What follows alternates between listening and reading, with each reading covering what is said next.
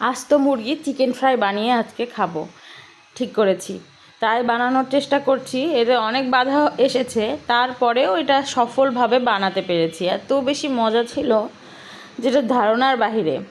আস্ত মুরগির chicken fry করার জন্য প্রথমে আমি একটা 1.5 কেজি সাইজের চিকেন নিয়েছি।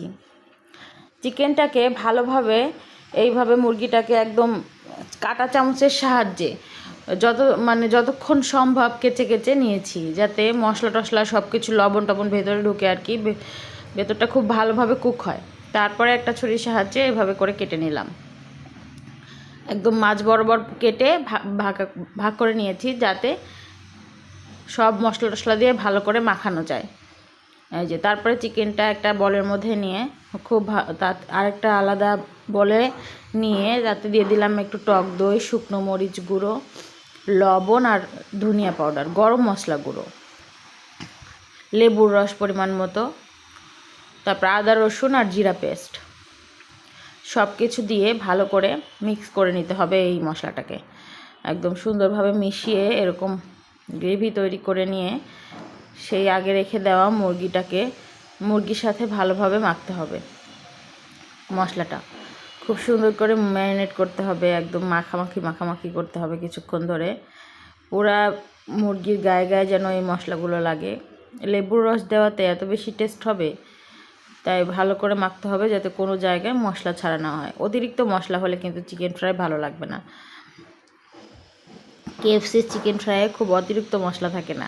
কেএফসি স্টাইলে চিকেন ফ্রাই করতে গেলে প্রয়োজনীয় মশলা, আমি এখানে সস ব্যবহার করিনি, কারণ সবাই সস খুব একটা পছন্দ করে না। এবার আমি ঢেকে ম্যারিনেশনের জন্য রেখে দিলাম 1 ঘন্টা।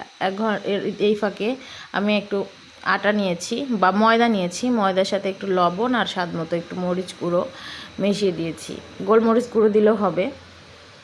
দিয়ে মিশিয়ে নিয়ে তারপরে এইগুলোর সাথে আমি এই ম্যারিনেট করা মুরগিটাকে আটার মধ্যে দিয়ে অনেকক্ষণ ধরে আটা মাখাচাকা করে পুরো শরীরের মধ্যে আটা দিয়ে একটা কোটিং করে নিব, মানে ময়দাটা দিয়ে কোটিং করা তো হয়ে গেলে এই যে ঝেড়ে নিতে হবে, যাতে সুন্দর মানে একদম আটা ভালো করে কোটিং হয়ে যায়, যেভাবে আমরা টুকরো করে পিস করা চিকেন ফ্রাই করে থাকি আর কি। এই যে সুন্দর বারবার করে ঝেড়ে বারবার করে ময়দাটাকে লাগিয়ে এভাবে উল্টা পাল্টায় সুন্দর করে কোট করে নিতে হবে। এই যে যখন পুরোপুরি এরকম কোট করা হয়ে যাবে, পুরো মুরগিটা কোনো জায়গায় আর ফাঁকা থাকবে না, তখন বুঝতে হবে হ্যাঁ এটা তো হয়ে গেছে।